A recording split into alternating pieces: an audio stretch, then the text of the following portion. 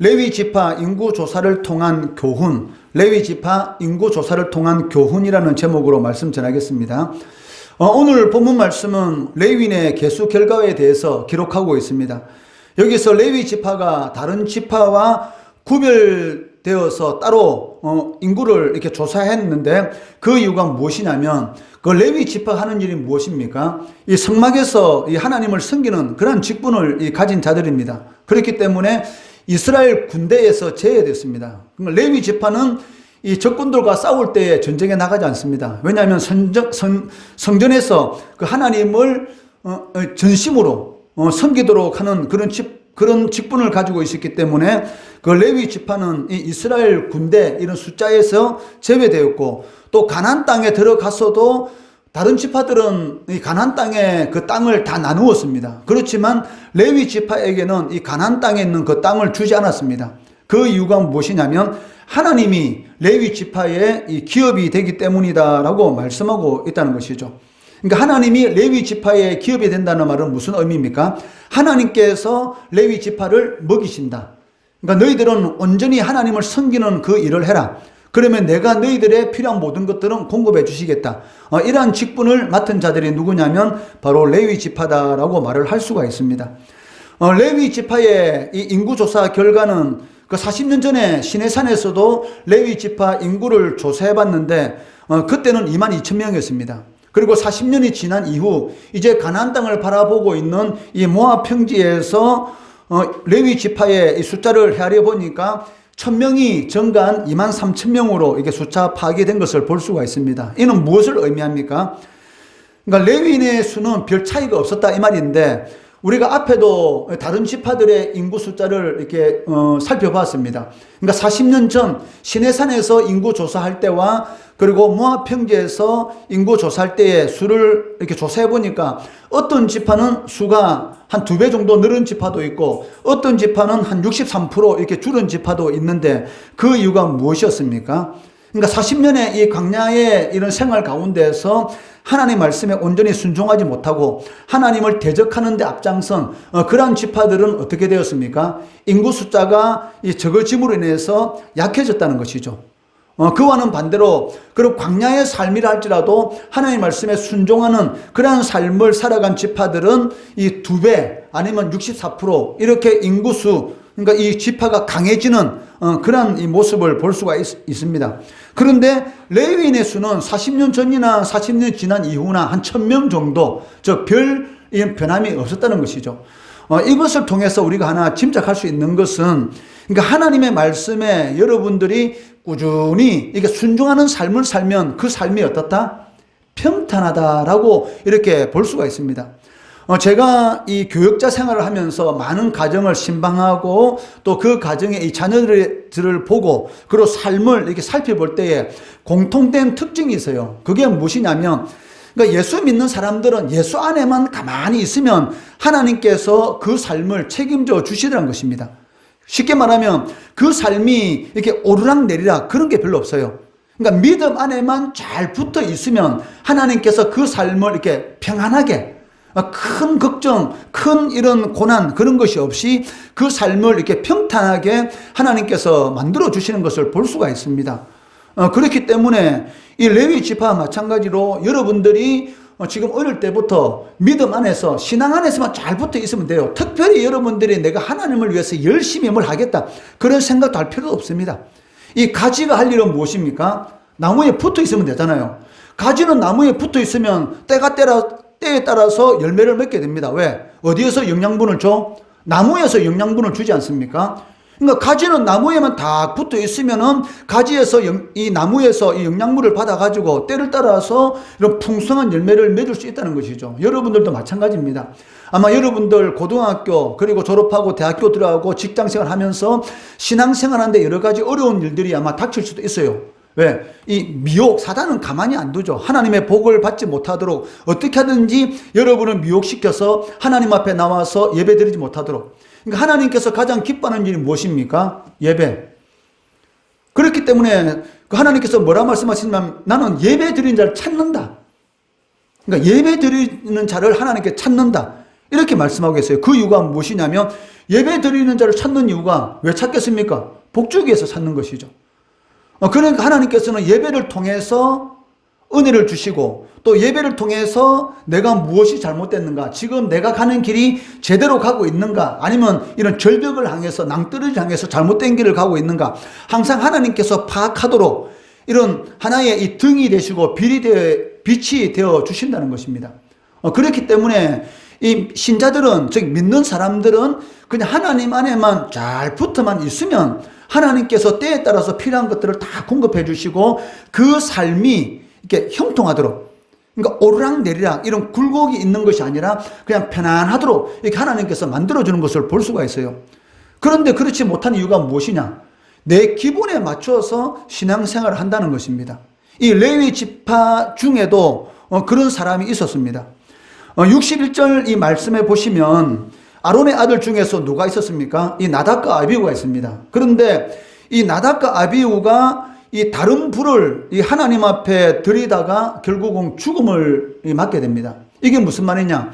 그 하나님 앞에 제사를 드릴 때는 이 성막에 있는, 이 성막에 번제단이 있었는데 그 번제단에 있는 그 불을 사용해 가지고 향로에 그 불을 담아서 하나님 앞에 향을 피워 드려야 했습니다. 그런데 이 나답과 아비후는 자기 생각대로 뭐 같은 불인데 어차피 향을 태워서 하나님 앞에 이렇게 올려드리는 것인데, 양이 뭐 이 불이나 저 불이 다 똑같은 불인데 그냥 내 생각대로 내 편한 대로 그냥 가까이 있는 불 사용하지, 이렇게 생각하고 다른 불, 그러니까 하나님께서 정해놓으신 이 번제단에 있는 불로서 향을 피운 것이 아니고 자기가 편한 것, 자기 생각대로 아무 불이나 사용해서 하나님 앞에 이 향을 피워서 제사 드리다가 결국 어떻게 되었습니까? 죽었다라고 말씀하고 있다는 것이죠. 이러한 나답과 아비후의 죽음은 이 40년 전에 시내 광야에서 있었던 사건입니다. 그런데 지금 40년이 지난 이후에 레위 지파의 인구 조사를 하는 가운데 이 내용이 기록되어 있어요. 왜 그렇겠습니까?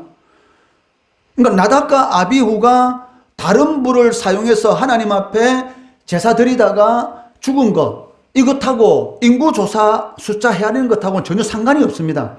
그런데도 불구하고 이제 이 가나안 땅을 눈앞에 두고 이제 가나안 땅을 정복하게 될 건데, 이 가나안 땅을 마주보는 그 모압 평지에서 레위인의 숫자를 헤아리면서 이 내용이 기록된 거예요. 그 이유가 무엇이겠습니까?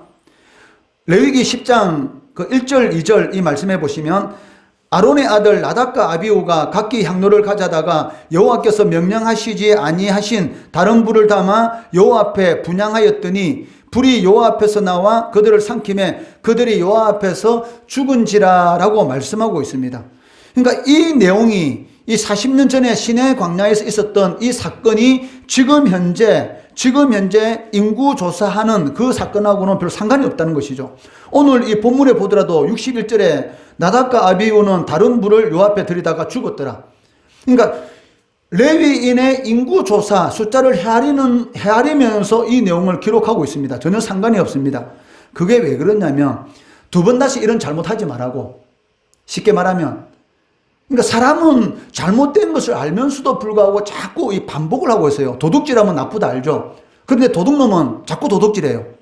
그러니까 도둑질 하다가 잡혀서 교도소에 들어갔습니다. 그래가지고 형을 살고 나왔습니다. 그러면 도둑질 하면 돼요, 안 돼요? 또 도둑질해요. 그러니까 도둑질한 사람이 도둑질하다가 잡혀 들어가는 거. 그러니까 정가 몇 번 이렇게 되지 않습니까?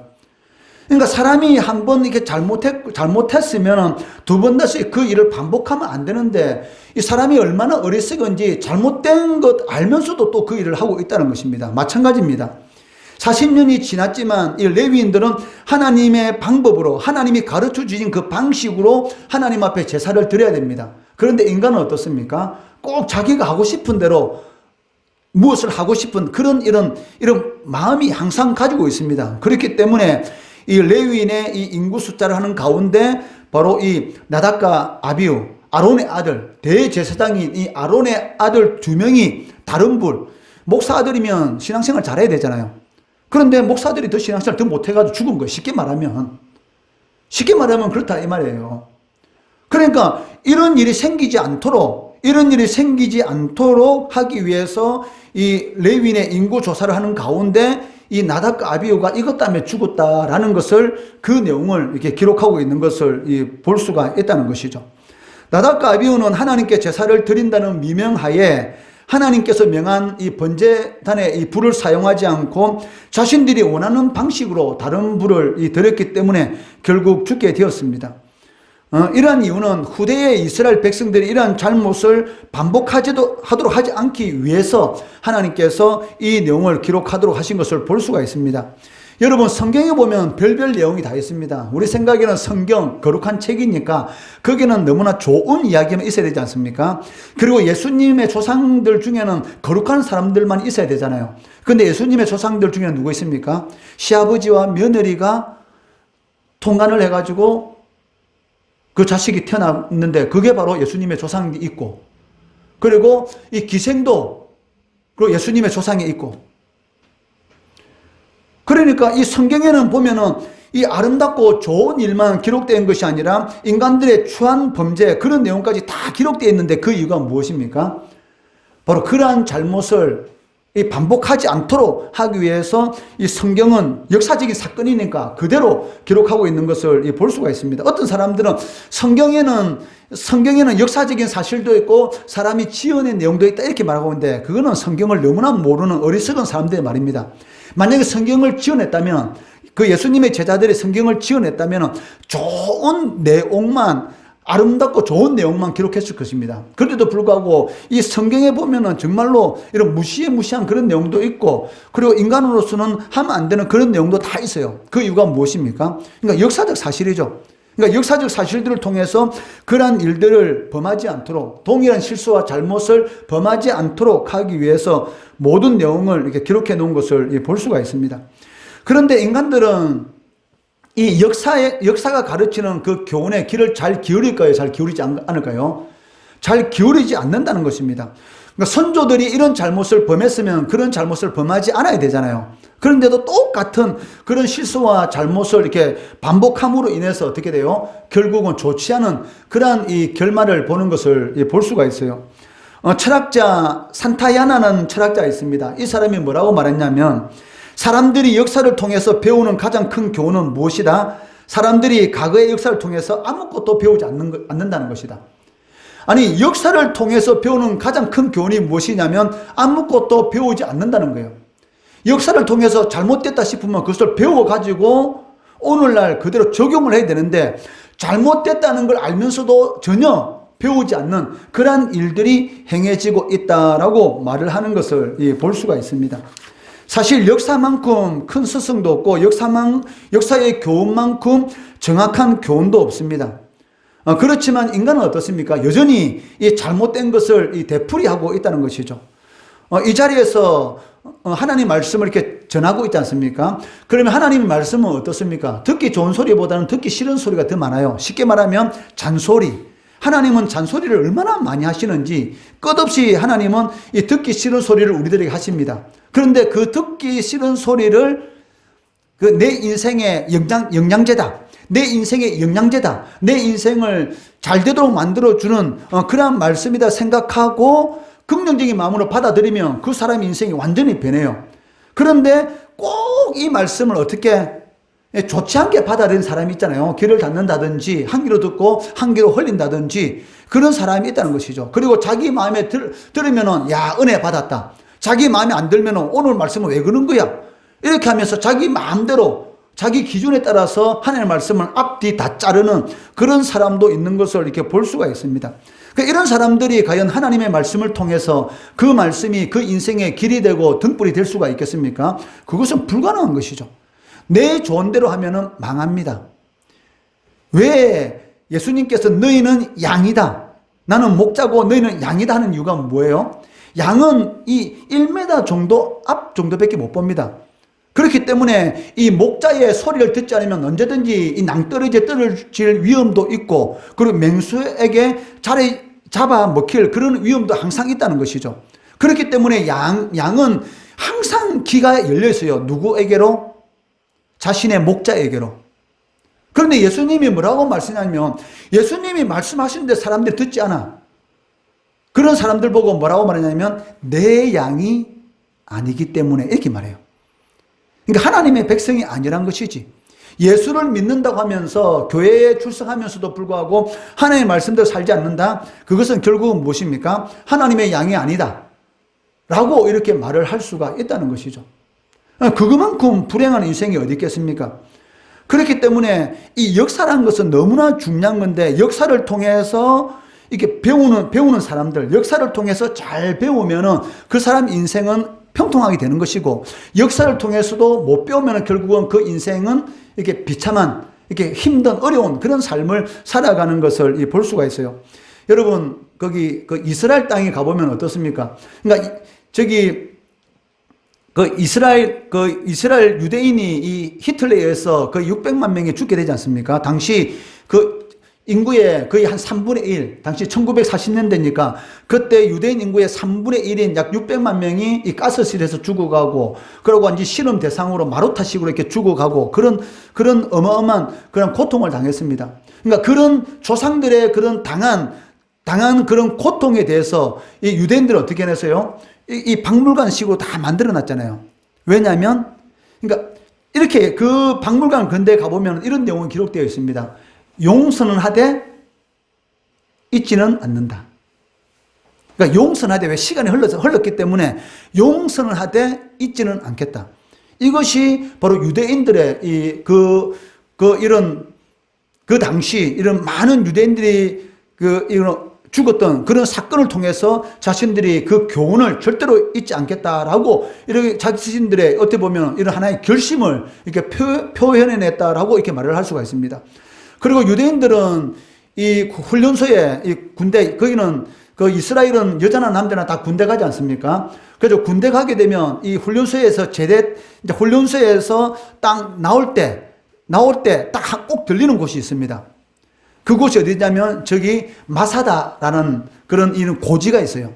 마사다는 고지인데, 거기는 이 끝까지 이 로마에 의해서 이 결국은 완전히 예루살렘이 정복됩니다. AD 70년 이 로마에 의해서 완전히 예루살렘 성이 이제 정복되는데, 마지막까지 저항했던 그 장소가 어디냐면 마사다라는 그런 곳입니다. 그거는 이 땅에서 이게 엄청난 높은 고지인데, 거기서 거의 한 3년 정도 끝까지 싸우다가 결국은 이 로마 군대가 도저히 그 요새는 점령을 하지 못하는 거예요.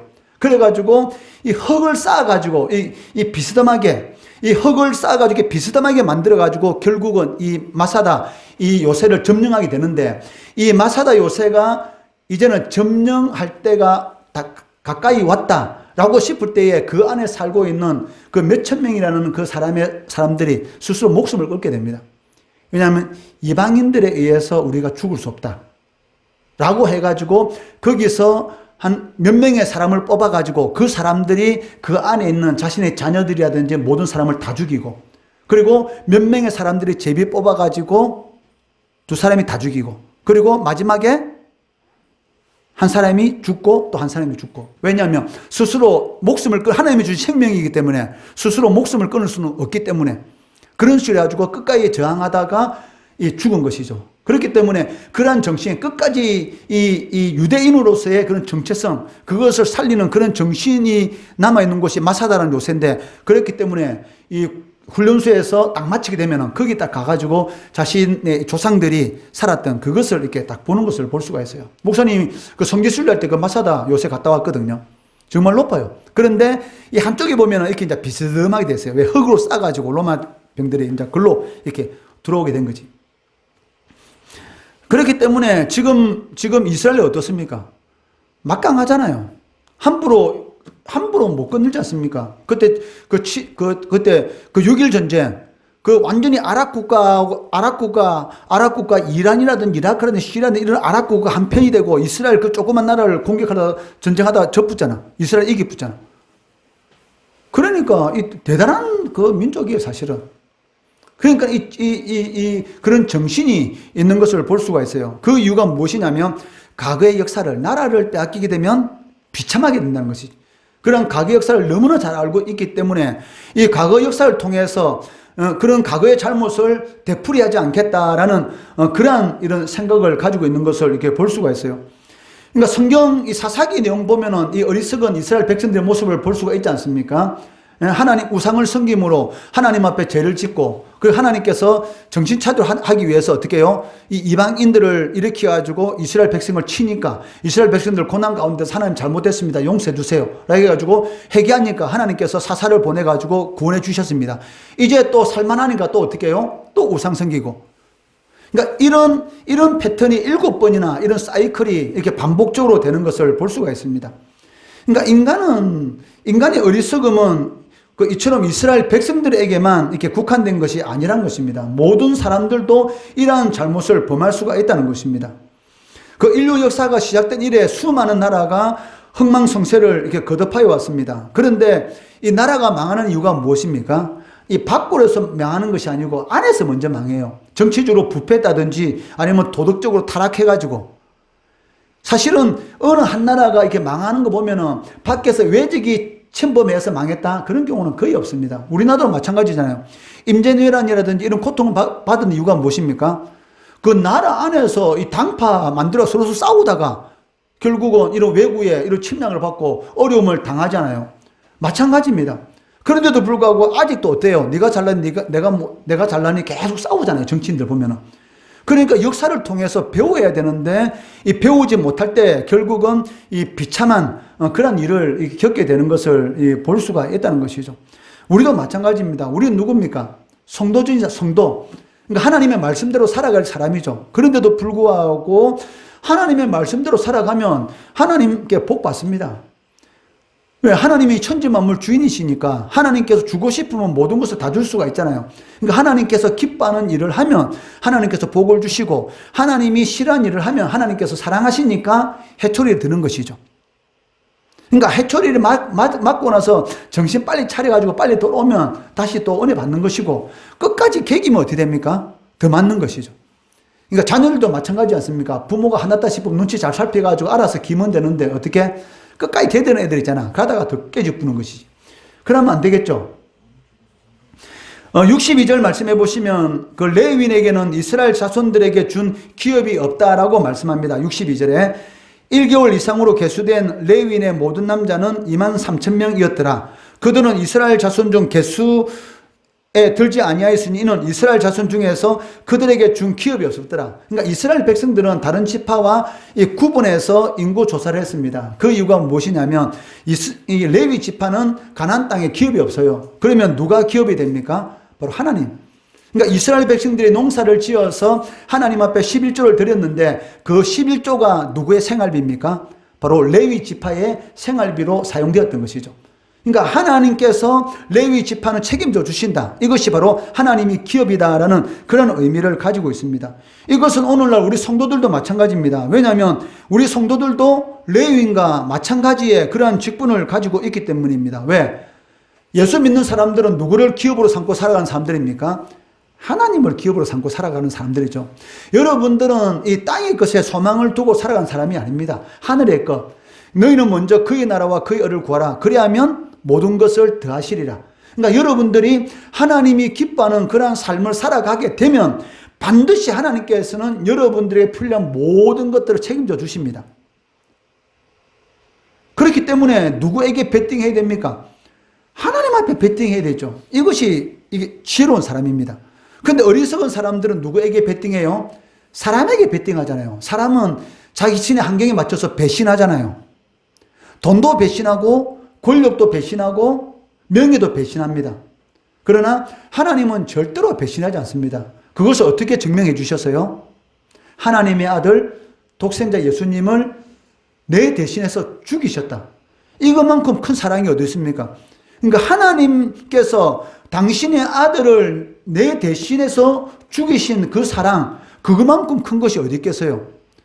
그렇기 때문에 하나님은 시신하신 분이시고 진실하신 분이시고 절대로 변하지 않는 불변성, 하나님은 절대로 변하지 않는 분이시다라고 말씀하는 것을 이렇게 볼 수가 있다는 것이죠. 그러니까 우리 성도들도 하나님이 기업입니다. 이 말은 무슨 말이냐면 성도가 예수 믿는 사람들이 하나님을 바라보고 살아가면 하나님께서 책임져 주시는 것이고, 성도이면서도 불구하고 하나님을 바라보는 것이 아니라 하나님이 기업인데 나한테는 땅의 기업이 없는데 땅을 바라보게 되면 어떻게 될까요? 열매가 없는 것이죠. 이는 하나님께서 우리의 모든 필요를 채워주신다라는 그런 의미를 가지고 있습니다. 그렇기 때문에 세상에 성도는 어떤 사람입니까? 세상에 속했지만 세상 방식으로 살아가는 사람들은 아니다. 이게 여러분들입니다. 그러니까 여러분들은 특별한 종족이죠. 쉽게 말하면. 그러니까 특별한 사람들. 세상에는 속했는데 세상적인 방식으로 살아가지 않는 사람들. 이 자리에 앉아서 딱딱한 의자에 앉아서 예배 드리고 있잖아요. 이게 세상적인 방식입니까? 아니죠. 이 시간은 뭐 해야 돼? 뭐 게임만 가지고 게임을 하고 있든지 아니면 날씨 좋아서 밖에 가서 바람 쐬러 놀러 다니든지 그렇게 해야 될 그 시간이잖아. 일주일 동안 6일 동안 열심히 학교 갔으니까 하루는 신나게 놀아야지. 그런데도 불구하고 이렇게 딱딱한 의자에 앉아가지고 무슨 말인지도 제대로 모르는 그런 말을 지금 듣고 있잖아. 그런데도 어떻게 해요? 그것이 바로 그 하나님께 소망을 두고 있다라는 그런 하나의 증거가 되는 것이죠. 이것은 아무나 그렇게 할 수가 있는 것이 아닙니다. 왜? 하나님께서 그런 은혜를 베풀어 주셔야지만이 그것이 가능하다라고 말씀할 수가 있다는 것이죠. 성도는 누구다? 세상에 속해 있지만, 여러분 세상에 속해 있잖아요. 그렇지만 세상 방식으로 살아가는 사람이 아니다. 한번 같이 해봅시다. 성도는 세상에 속해 있지만 세상의 방식으로 살아가는 사람이 아니다. 그렇기 때문에 가장 위대한 존재다. 그렇기 때문에 이 세상은 지나가는 나그네에서의 삶을 살아갈 뿐입니다. 베드로전서 2장 11절 말씀 한번 같이 읽어볼까요? 시작. 사랑하는 자들아 거류민과 나그네 같은 너희를 권하노니 영혼을 거슬려 싸우는 육체의 정력을 제하라. 인간은 거류민과 나그네입니다. 이 세상은 왔다가 살다가 갈 겁니다. 죽고 나면 그것으로 끝나는 것이 아닙니다. 죽으면 영원한 심판이 있습니다. 그렇기 때문에 성경은 사람에 대해서 뭐라고 말한다? 나그네다. 거류민, 잠시 있다가 스쳐가는 곳에 불과하다. 그 위에는 심판이 있다. 그렇기 때문에 뭐라고 말합니까? 육체의 정욕을 제하라. 너희가 예수 믿는다고 하면서 육체의 정욕대로 살아가면 그것은 결국에 그 마지막은 영원한 심판이다. 그렇기 때문에 나그네 같은 삶을 살아갈 수밖에 없고 어차피 거류민과 같은 삶을 살아갈 수밖에 없다. 그 이유가 무엇입니까? 이 세상은 영원한 것이 아니잖아요. 여러분 우리 그 토요일날 아마 3월달 중에 한번 또 야유회 갈 건데 우리 토요일날 야유회 가면 뭘 가져갑니까? 텐트가 아니고 그늘만 가져가죠. 그늘만 가져가고 그리고 상 가져가고 그리고 버너 가져가고 의자 가져가지 않습니까? 우리가 거기서 살 것 아니기 때문에 그냥 간단하게 가져가잖아요. 왜? 나중에 다시 그 순간은 그늘을 막아야 되니까 햇빛이 많으니까 그늘 막 치고 그리고 고기 구워 먹어야 되니까 평상 패고 그리고 의자 패고 그렇게 하잖아요. 만약에 살려고 하면 어떻게 돼요? 거기다가 이거 땅을 파고 그리고 기초를 놓고 공을 치고 집을 치고 살아야지. 그러니까 쉽게 말하면 우리가 가는 그 밀양 그 솔밭공원 거기는 뭡니까? 잠시 놀러 가는 것이지 거기 영원히 가는 것이 아니란 것이죠. 인생도 마찬가지다 이 말입니다. 우리가 이 세상은 잠시 있다가 없어지는 안개와 같은 세상입니다. 살아있을 동안 열심히 살아야 되죠. 그렇지만 목적이 있어요. 목적이. 그러니까 사람이 목적이 없으니까 왔다 갔다 돈이 여러분 인생의 목적이 되면 안 됩니다. 왜? 돈은 배신합니다. 항상 배신해요. 돈이 주인이 되면 돈 때문에 살인 저지르고 돈 때문에 무엇이 옳고 그른지 모르게 됩니다. 돈이 주인이 되면 안 되고 또 권력이 주인이 되면 안 되고 명예가 주인이 되면 안 됩니다. 무엇이 주인이 됩니까? 하나님이 주인이 되어 있어야죠. 왜? 하나님은 좋으신 분이니까. 하나님은 절대로 배신하지 않으신 분이니까. 하나님이 내 인생의 주인이 되면 여러분의 입에서 다윗과 같은 고백을 하게 되죠. 무슨 고백입니까? 여호와는 나의 목자시니 내게 부족함이 없으리로다. 부족함이 없는 삶. 그렇기 때문에 하나님을 기업으로 삼아야 됩니다. 그러니까 성도는 하나님을 기업으로 삼고 살아가는 사람들이죠. 이런 점에서 성도는 이 레위 지파와 같은 세상에서 그 어떤 사람들보다 어떤 사람들이다? 복된 사람들이다라고 말을 할 수가 있습니다. 그렇기 때문에 혹 여러분들 세상적으로 내가 가진 것도 없고 다른 사람보다 잘나는 것도 없고 다른 사람은 초라해 보인다 하더라도 낙심할 필요 있습니까? 없습니까? 없습니다. 왜? 여러분들 누구의 자녀입니까? 하나님의 자녀잖아요. 아무나 하나님의 자녀 되는 게 아닙니다. 이 세상에 그 한 70억 이상의 인구가 있는데 과연 70억 이상의 인구 중에 주일마다 하나님 앞에 나와서 예배 드릴 수 있는 특별한 권리를 가지고 있는 사람이 과연 몇 명이 될까요? 여러분 생각에 많지 않습니다. 그렇기 때문에 여러분은 어마어마하게 특별한 존재인 것이죠. 그 많은 사람들 가운데 눈에 보이지 않는데도 불구하고 하나님이 살아있다는 것을 믿고, 눈에 직접 보지 않는데도 불구하고 하나님께서 천지 만물을 창조하셨고 하나님의 주인이시라는 것을 믿는 것, 이거 하나만으로도 너무나 대단한 것이죠. 그렇기 때문에 진짜 복 있는 사람이 누구냐? 하나님의 말씀을 주야로 묵상하는 자, 이런 자들이 가장 복이 있다라고 말씀하고 있습니다. 그렇기 때문에 내가 비록 가진 것도 없고 배운 것도 없고 별 볼 일 없는 것처럼 보이더라도 낙심할 필요 없습니다. 왜? 만왕의 왕이신 하나님께서 우리의 아버지시고, 그리고 하나님을 기업으로 살아간다면, 하나님을 기업으로 삼고 여러분 살아간다면 어떤 역사가 일어나냐? 자, 따라해 봅시다. 역전의 역사. 반드시 일어납니다. 역전이라는 건 너무 재밌잖아요. 역전. 저고 있다가 우리나라와 일본이 축구하고 있는데 후반전 15분 남겨두기 전까지 저고 있다가 한 방에 한 5골 줘가지고 역전했다. 그만큼 이런 짜릿한 거 없잖아요. 역전. 세상에 잘났다는 사람들이 내보고 아무것도 아니라고 놀리는 사람들이 어떻게 역전되는 현상, 그것만큼 행복한 게 어디 있습니까? 여러분 요즘 보니까 저기 넷플릭스 드라마 중에 그 더 글로리 알죠? 학폭에 대한 그 내용, 더 글로리, 그게 하지 않습니까? 뭐 저는 우리는 넷플릭스를 안 보기 때문에 그냥 저기 유튜브를 통해서 짤막짤막한 거 한 번씩 보는데 재밌어요. 그거 보니까 역전이지 않습니까? 역전. 얼마나 큰 소리 치고 잘못 치고 그렇게 괴롭힌 애들이 나중에 보면 당하는 거 보면 속이 시원하지 않습니까? 근데 예수 믿는 사람 그렇게 생각하면 안 되지. 속이 시원하다 하면 안 되겠지만, 그런데 그거 보면은 그 역전이잖아요. 역전이지 않습니까? 그렇게 당하는 애가 나중에 잘 돼가지고 이렇게 복수하는 거. 근데 예수 믿는 사람은 복수하면 안 되죠. 하나님의 불쌍히 여기다 기도해야 되지만. 근데 이제 그러한 이런 하나님의 역사, 그러니까 잘났고 지혜롭다고 큰소리 뻥뻥 치는 사람이 우리 앞에서 부끄러움을 당하는 그러한 역사가 반드시 일어납니다. 그것을 여러분들 꼭 명심하시고 하나님을 기업으로 삼으세요. 어떤 상황이 있더라도 하나님을 기업, 하나님이 내 목표다. 이 목표란 건 무엇입니까? 그 목표를 달성하기 위한 그 길을 가야 되는 것이죠. 하나님이 내 목표라는 것은 하나님이 나에게 말씀하신 그 성경 말씀, 하나님의 말씀대로 살아가야 되는 것입니다. 그렇게 되면 어떤 역사? 하나님이 책임져 주시는, 하나님이 나의 기업이니까 책임져 주시는 그러한 역사를 일으킨다는 것입니다. 이것을 꼭 명심하시고 어떤 상황 가운데 있을지라도 하나님이 내 기업이다 라고 생각하시고, 이스라엘 백성들 성경에 나타나는 그런 어리석은 잘못된 길을 계속 반복하는 그런 어리석은 것이 아니라, 원래 똑똑한 사람은 안 맞고 정신 차립니다. 어리석은 사람은 맞고 정신 차리고 똑똑한 사람은 안 맞고 정신 차려요. 그러니까 안 맞고 정신 차리는 것, 이것이 얼마나 좋습니까? 그것을 꼭 명심하시고 하나님을 기업으로 삼으시고 하나님께 올인하시기 바랍니다. 그러면 하나님께서 여러분 인생 반드시 책임져 주십니다. 이러한 은혜 누리시는 우리 성도, 우리 중고등부 학생들 되기를 주의 이름으로 축원합니다.